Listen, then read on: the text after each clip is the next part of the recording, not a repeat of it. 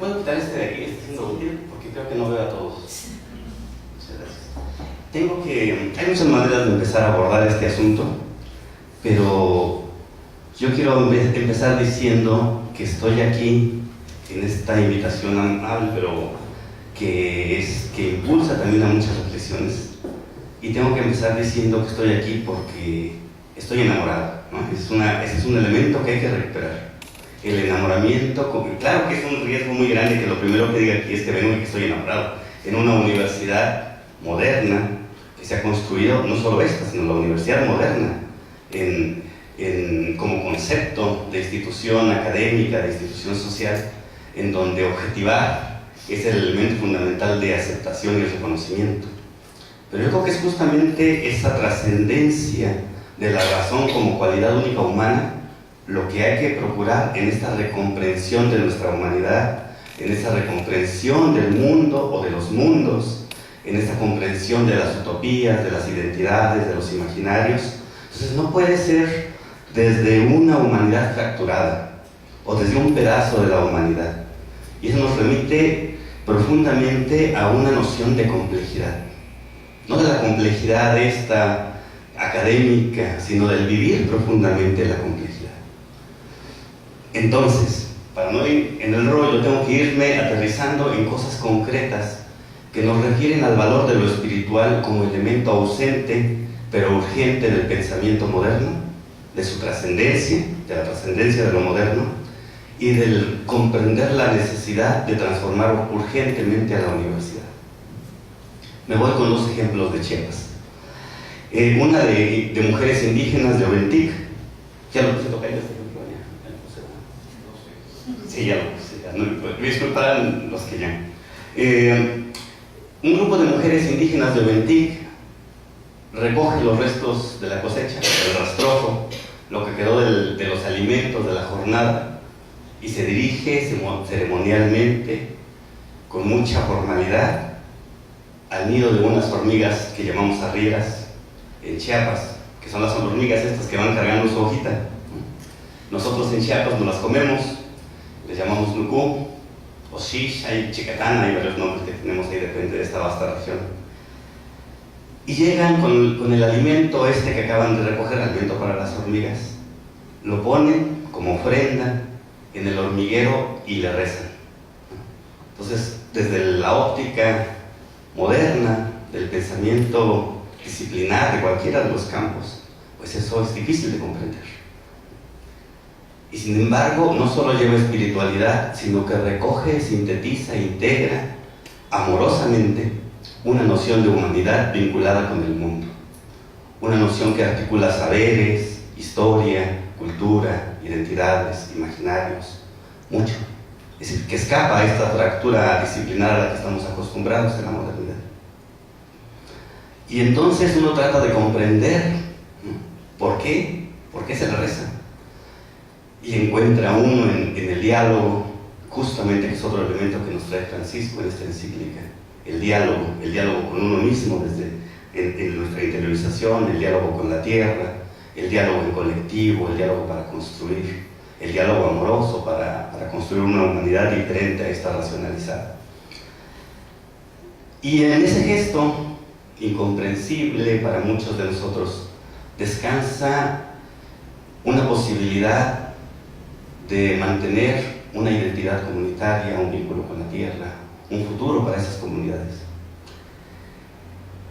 Al rezar, al llevar rastrojo, hay una expresión de una cosmogonía que está puesta ahí, que podemos hablar mucho de eso de la cosmogonía, pero también evitan que estas comunidades usen agroquímicos para fertilizar, porque entonces la hormiga ya no se va a la milpa, ¿no? Entonces, y se queda en el alimento que tiene aquí, que se le está planteando desde las mujeres indígenas. No usan agroquímicos ni para fertilizar, no usan agroquímicos para controlar a esta como plaga, no la entienden como plaga.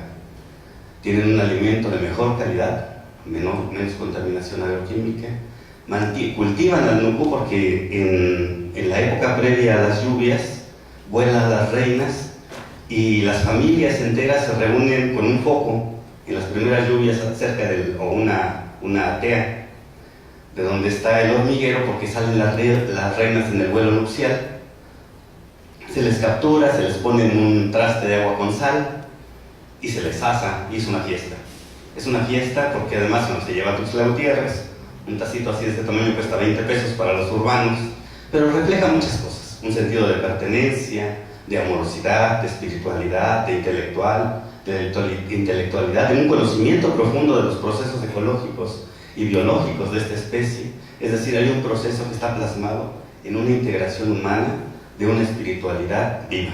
Es decir, para no hablar citando autores, sino hablar de ejemplos vivos que suceden y a los cuales a veces no tenemos acceso o no los reconocemos como valiosos para la construcción civilizatoria.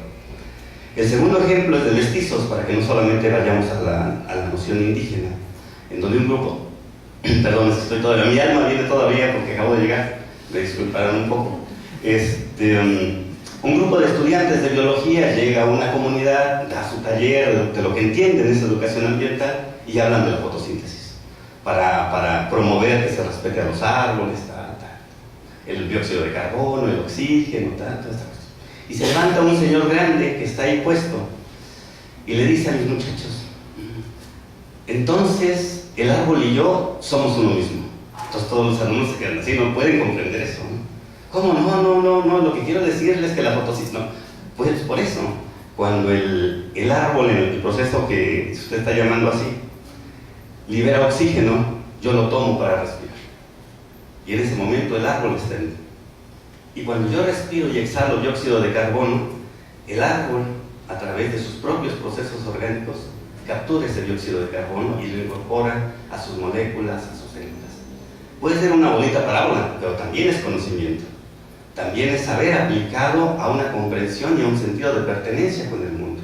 No sé si vamos en ese sentido, que habla del valor de lo espiritual, de la urgencia de traer lo espiritual a la vida académica, que naturaliza la cosificación del mundo, que naturaliza lo moderno como humano en general. Toda esa trayectoria de pensamiento europeo, norteamericano, de la modernidad traída acá, en donde se naturaliza lo material, lo económico, lo urbano, nos aleja de las posibilidades de ver hacia las orillas, hacia lo diferente, hacia lo marginado en ese otro sentido. Es urgente en este sentido que podamos recuperar esta noción e integrarla, no trasladarnos de la intelectualidad a la espiritualidad, sino reconocerlas como dimensiones humanas en una noción mucho más compleja de lo que realmente somos. ¿Me pasas lo que sigue, por favor?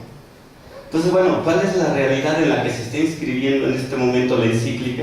Pues en la apuesta moderna hegemónica, que el 20% de la población más rica del país, ese es un dato viejo que debe ser más agudo aún, el 82% de la riqueza mundial. Y la misma cantidad exacta de personas, pero la más pobre, la más amolada, la más jodida, se tiene que pelear, machetear, deshumanizar, alejar de la tierra, alejar de su familia, ir al norte, sufrir las vejaciones de las migraciones, morir en el Pacífico, en el Mediterráneo, morir en México, por el 1.4% de esa riqueza mundial. Vivimos en un tiempo de profunda inequidad, en donde además se naturaliza la inequidad. La inequidad es producto de la visión de competencia. La que sigue, por favor.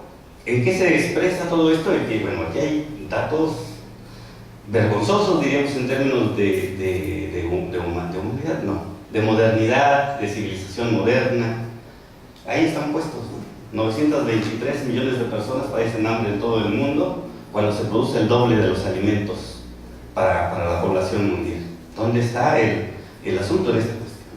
Se desperdicia el 40%, bueno, esos son datos, varían, depende de la fuente, pero según la FAO está cercano a los 40%, en el 32% hay otra fuente que dice que el 40%. Pues ¿cómo es posible que exista en una humanidad que se asume inteligente, racional, esta situación? ¿Dónde está el problema del sistema de civilización en el que estamos que nos lleva a estas realidades? En donde el 75% de las personas que pasan hambre trabajan en el mundo rural, justamente donde se producen los alimentos. Es un nivel de sinrazón, de absurdos que difícilmente percibimos en nuestra comprensión de lo que somos. Ese es simplemente el asumir que no hay una crisis social y ambiental separadas, para no poner todo esto. una crisis de civilización en donde está implícito una crisis del pensamiento moderno. Y bueno, el trascender esa modernidad es la urgencia.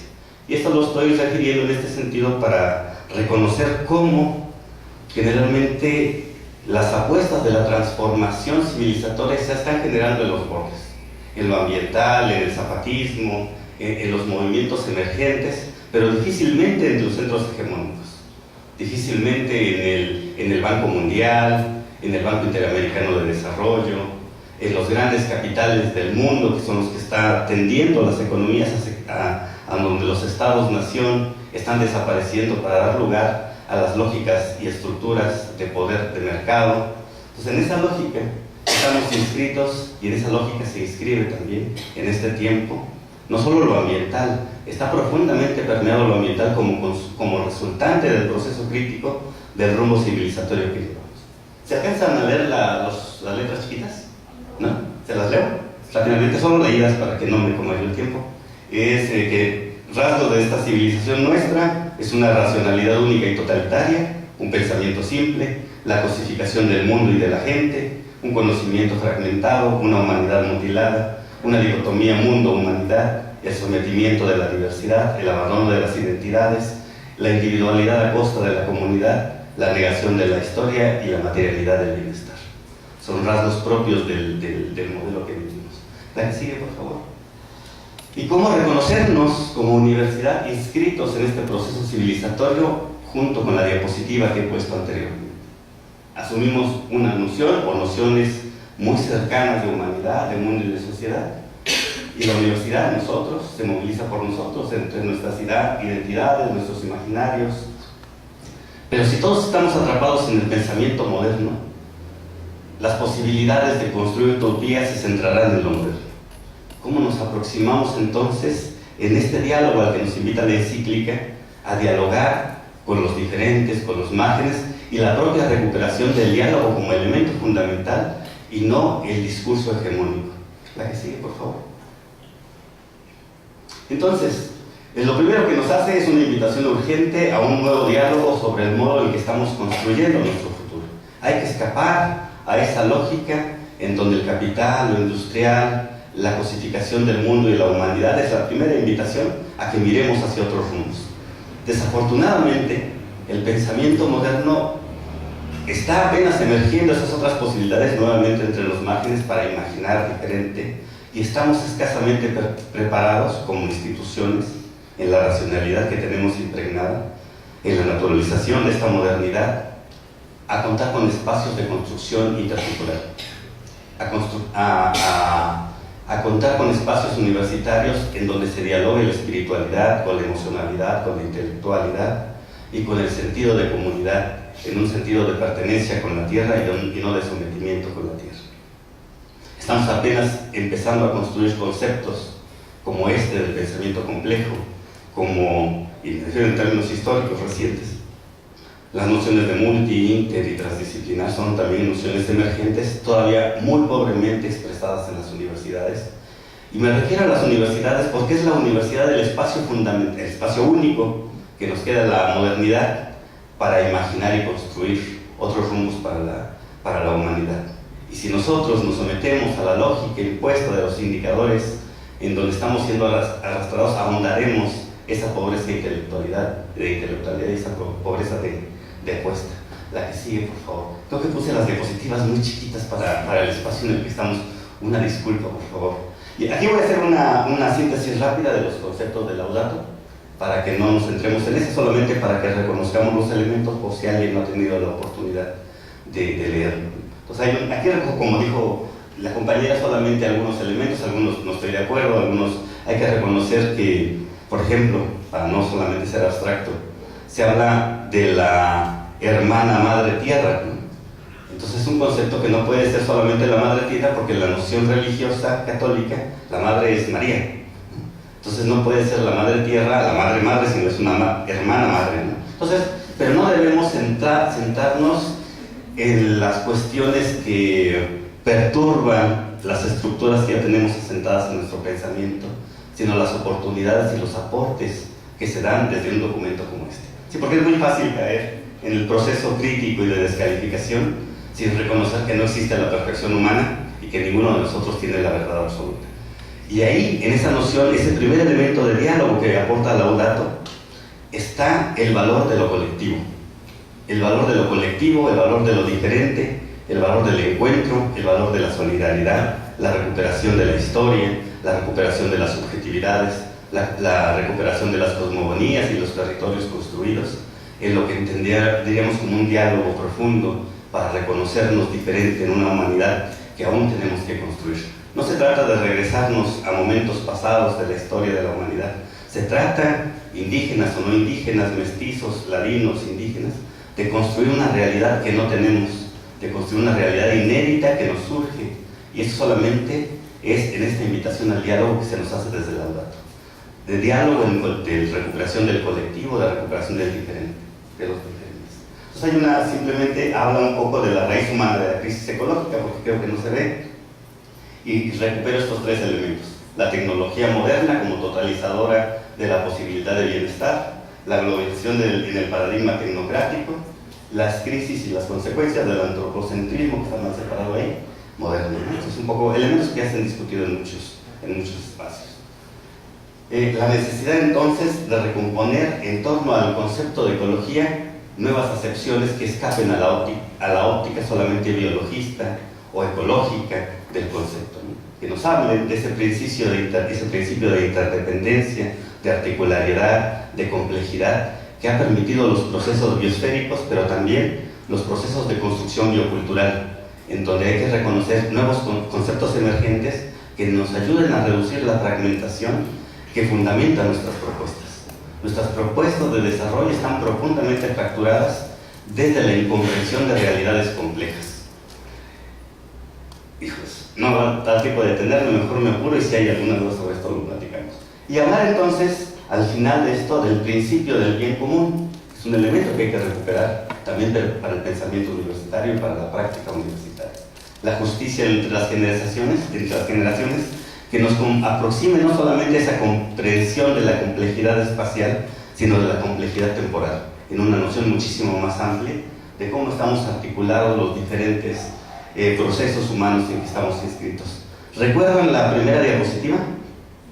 ¿La recuerdan? ¿No? ¿Me la pones, por favor? Ya con eso voy a terminar. Bueno, dos más. Esta es una diapositiva de un pueblo polinesio. Era un poco el ejercicio que veía yo anterior. Nosotros, si necesitáramos un puente, le diríamos al gobierno que necesitamos un puente, y se llega el ingeniero civil. Aquí no.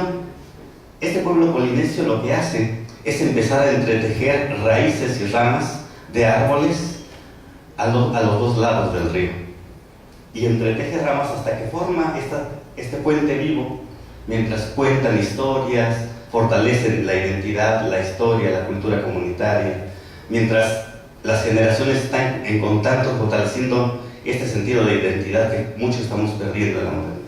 Entonces es posible imaginar otros rumbos diferentes. ¿Me regresas, por favor? La que sigue, por favor. Nos da una serie de elementos. Aquí es donde me refiero a esta recuperación del diálogo, el diálogo sobre el medio ambiente en la política internacional, el diálogo hacia nuevas políticas nacionales y locales, y transparencia en los procesos de decisión, y también este asunto fundamental: política y economía en diálogo para la plenitud humana, no para el aumento del Producto Interno Bruto, ¿no? ni indicadores de materialidad para entender el bienestar, sino hablamos ya de plenitud humana, que me parece un concepto más cercano al buen vivir, a las nociones de felicidad que se empiecen a reconocer más allá de las lógicas de materialidad.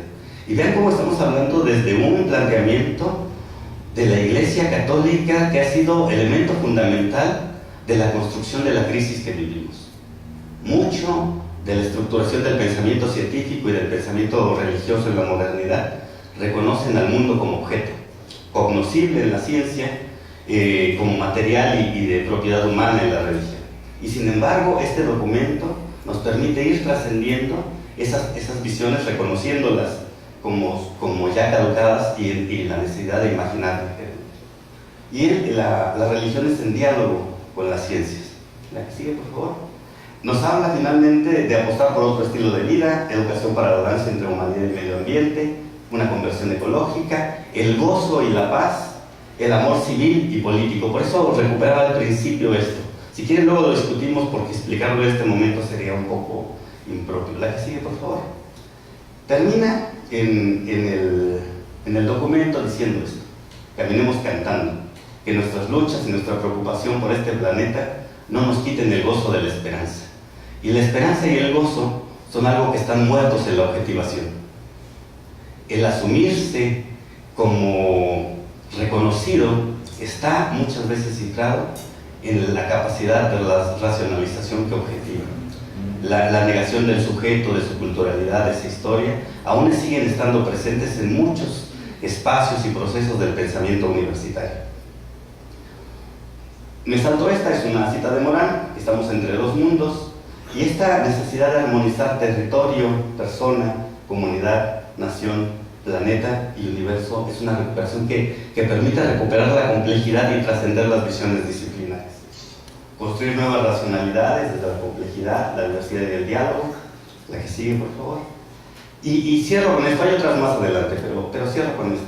La necesidad de reconocer nuestra complejidad humana. Nuestra condición, sí intelectual, sí emocional, sí espiritual, nuestra animalidad, nuestra materialidad, nuestra condición comunitaria, que son elementos fundamentales que nos permitirán construir propuestas, entendimientos, comprensiones, conocimientos, saberes también, humanidad, que dialogue en esta complejidad que está fracturada en nuestros tiempos. Hay que abonar en ese sentido de diálogo en la recuperación humana, que es un poco lo que se plantea. Lo dejo hasta acá para no abusar mucho, y muchas gracias por escuchar. Muchísimas gracias.